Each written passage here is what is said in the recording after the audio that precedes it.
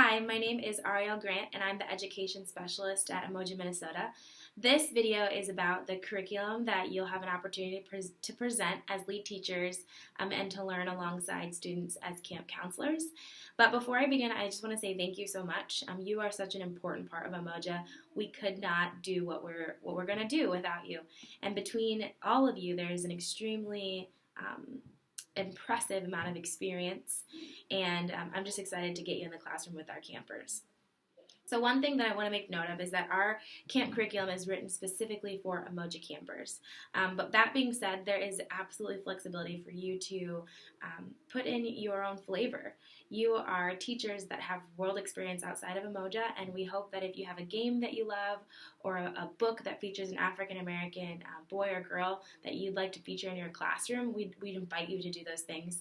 And to feel free to collaborate with me about our curriculum. I would love to continue to grow in my ability to write curriculum for you, and so I want to hear your feedback throughout Umoja and after as well.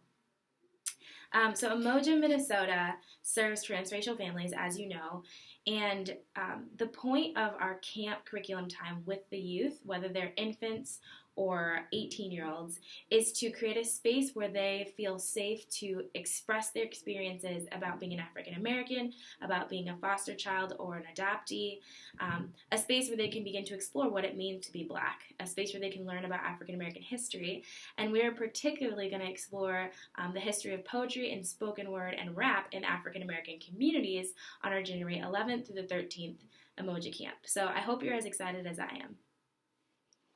So the high school Umoja, often referred to as HSU, is made up of 10 students at this point, and it is a group of 13 to 18-year-olds. For the high school Umoja, you're going to begin by actually joining middle school Umoja. So you'll be in a group of potentially 30 students. And we did that intentionally because what we want is for the beginning of the camp, for the campers to be exciting, to be fun, to be inviting.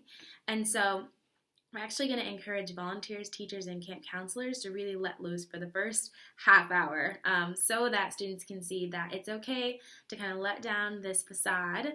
It's okay to not feel that you have to be hard or to be cool, but to really be yourself so that we can get to know each other and learn together. So the way that we're going to do this is unique. Our theme for the 2019 Umoja is We Tell Our Story, and the way that we are exploring that theme in January 11th to the 13th is by focusing on poetry, spoken word, and rap. And so it just seemed fitting that we would begin with a lip syncing / karaoke session.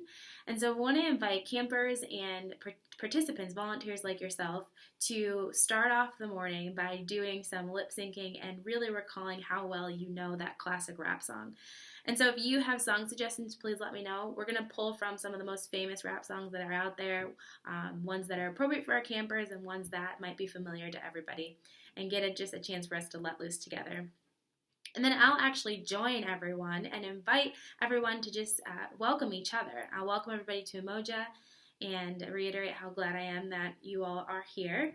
And then I'll actually introduce camp counselors and lead teachers and tell the campers which squads they're part of. So camp counselors oversee squads, which are small groups within the classroom, and then lead teachers oversee the entire classroom. And so as I introduce the squads, we'll have camp counselors kind of raise their hand or shout out and have campers join that camp counselor. Then the camp counselors, along with the campers in their squad, will come up with a name for their squad and a little bit of a rhyme to announce to everyone when they're called. So just, again, raising the energy, getting everybody excited to be there, and hopefully getting everyone invested in Umoja. Before you all break off into your classrooms, we'll reiterate the theme, poetry, spoken word, and rap, and hopefully get the kids excited about engaging in the history of those things in African American communities. Then in the classroom, lead teachers will begin by introducing themselves and reintroducing the camp counselors and inviting students to introduce themselves to each other, to say maybe a name. There's a series of name games that are provided within your teacher's notes, and so feel free to refer to those as options for this time. Then we'll go on to have our first classroom discussion. Classroom discussion is essentially facilitated conversation by a lead teacher. It's a chance for the lead teacher to make connections between personal experiences and the history that will be presented through the material that we'll explore together. And so it's just open-ended questions that allows the students to be vocal and to collaborate with what's being said in the classroom. And from there, we'll introduce this story that's actually in your teacher's notes called Kaya's Poetic Ancestry. So Kaya's Poetic Ancestry is about a girl named Kaya who travels through time and visits poets throughout African American history and throughout history, world history. She actually begins in Africa, and so after the first introduction of the story, they'll do an activity called the African Flag Activity, which is essentially a combination of colored by numbers and a puzzle and a little bit of a geography lesson. The end goal is to teach students that Africa is not a country, but it's actually a continent, and to help them understand where exactly Kaya is traveling in space and in time to in Africa. You'll go on to have a little bit of a squad talk conversation, a squad talk question and answer series, and that is again a facilitated discussion, but instead of in the greater classroom, these conversations are had within the smaller squad groups and led by camp counselors. Those questions are provided in your teacher's notes as well. And then to the first part of Kaya's story and kind of the end of her journey in Africa, and then how she travels back home into her own bedroom and reflects on who she just met and what exactly she can find out about the poet she just met. Then to follow this section of Kaya's story, they'll do a game called Fact Finder, which actually shows up again later on in the day. Fact Finder is really just a creative way to keep students engaged and encourage them to do some active listening. So you can bring treats for your students. You can encourage you to do points that add up throughout the entire day that drives home this idea that we need to listen well to each other if we're gonna learn from one another, and if we're gonna engage with one another. And so let's see who's listening best. And so the instructions for Fact Finder are also found in your teacher's notes. And then the rhythm kind of starts over. From 10:40 to 11:10, you're doing classroom discussion, the second part of Kaya's story, squad talk, and then really driving all that home with a timeline. And so you'll be presented with materials to create a timeline. We'll have painters tape for you to actually put the timeline up on the wall in your classroom, and you'll add to it throughout the day to help students wrap their mind around how we're traveling throughout history and these stories in our discussion. You'll notice that in many of your notes, both in your time chart and your teacher's notes, there's references to YouTube videos, to other links that help to flesh out activities, games, and experiments that we're doing. So if you ever feel uncertain about how a experiment is supposed to work or an activity is supposed to work, I would say begin by checking your teacher's notes to see if there's a link reference, but also, of course, feel free to reach out to me and I'd be happy to clarify in regards to any questions you might have.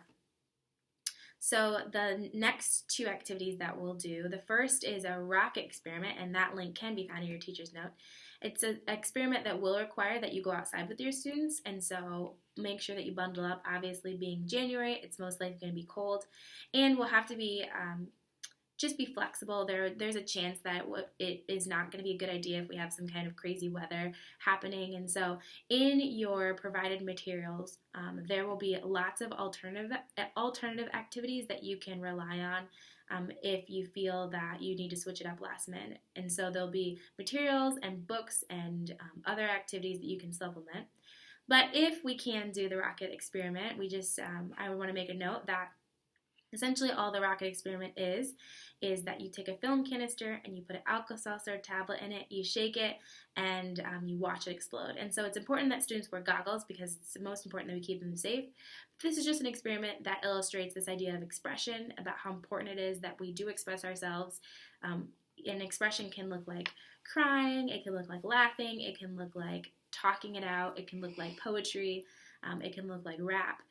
But it's important that we express ourselves because if we don't, we can blow up on the people that we are around and we can harm ourselves. So that's just an opportunity to speak to expression through that exercise. And then from there, you'll do an activity called the Lightning Poetry Game. This is just a way to introduce the concept of poetry and allow students to warm up to the idea of creating their own poetry.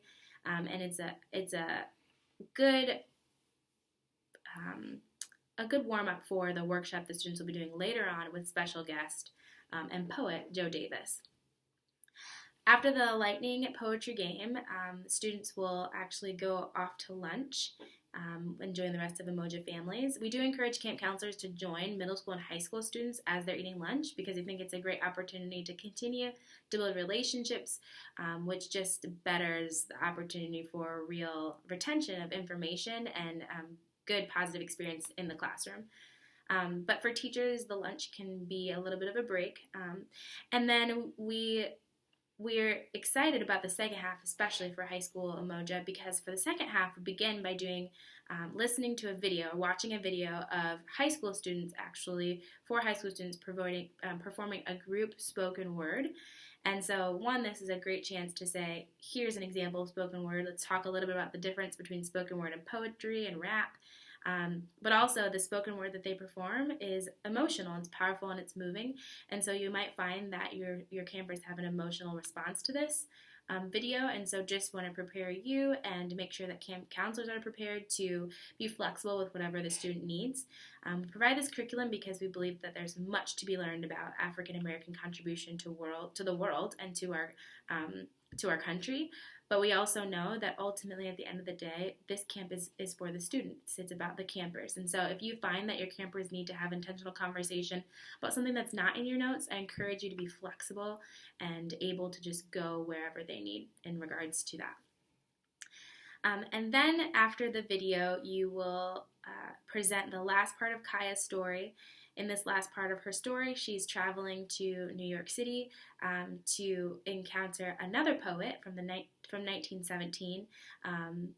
This poet is Jessie Redmond Fawcett, and you'll also read an example of her work within this story and do a little bit of classroom conversation around that as well.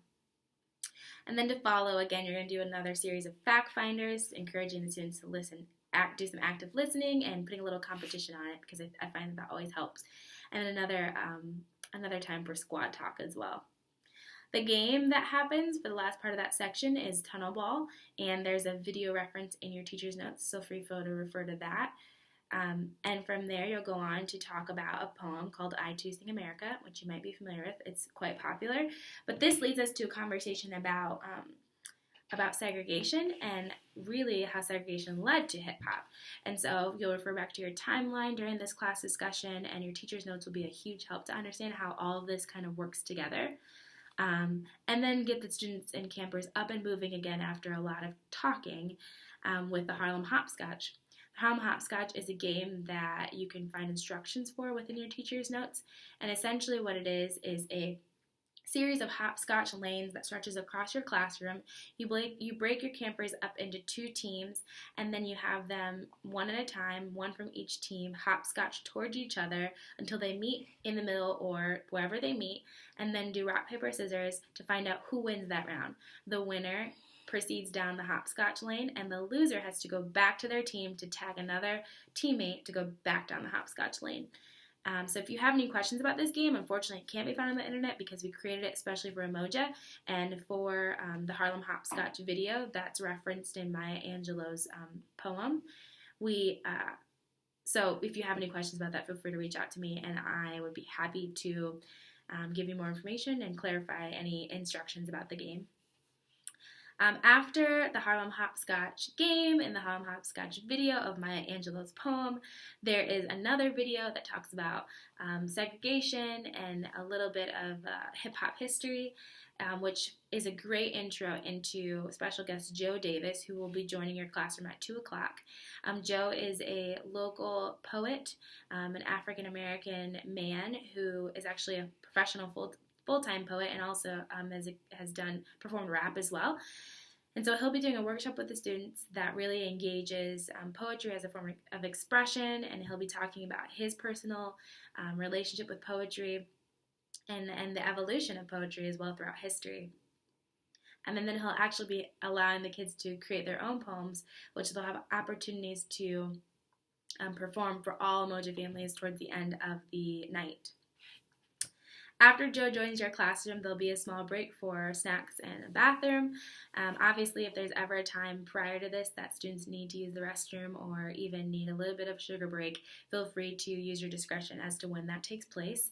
and then carved out a little bit of time for a fun poem that can be a dance break or just a source of entertainment. It's just a great video of a guy who kind of does this montage of African American dances that communities have learned in relation to certain songs. And so you'll be familiar with lots of them. Some of them, the ones that are most well known, are like the Cupid Shuffle, the Whip and the Nae Nae, things like that. And then some of these dances kids will be familiar with, some they won't, but it's a great chance for them to just see how influential African American art has been on the world. And then for your final section of the day, you'll be joined by another special guest who's actually an adult adoptee who works at Evolve Adoption and Family Services, which is our parent organization for Umoja. She will be joining us and talking about the Life Book. The Life Book is a book that a child, an adoptee, or a foster child creates to kind of have a comprehensive view of their own life. Oftentimes for children who have been displaced, there's a sense of being fragmented. There's a sense that life began here and then stopped here and then began again, and so on and so forth. And so the Life Book is just a way to kind of see one's own life as a really comprehensive narrative. And she does this in various ways. So she'll be doing a workshop with the students, helping them to prepare to create their own life book at home. And she'll also be doing a workshop with their parents in the parent portion that will prepare for a life book when they return after Umoja as well. The day will be wrapped up with a classroom discussion, and essentially we want teachers to drive home this idea of internalized dignity, of pride in Black heritage, and of expression being so important and so powerful. Then we'll do a classroom cleanup and dismiss for the rest of the camp. And so that is the whole greater outlook of Umoja. Obviously, there are details that we can't include in this video, but if you have questions regarding any of this information, please feel free to reach out to me. And also, don't forget to refer to your teacher's notes because it's much more of an extensive, detailed view of what the day will be all about. So, thank you for your time.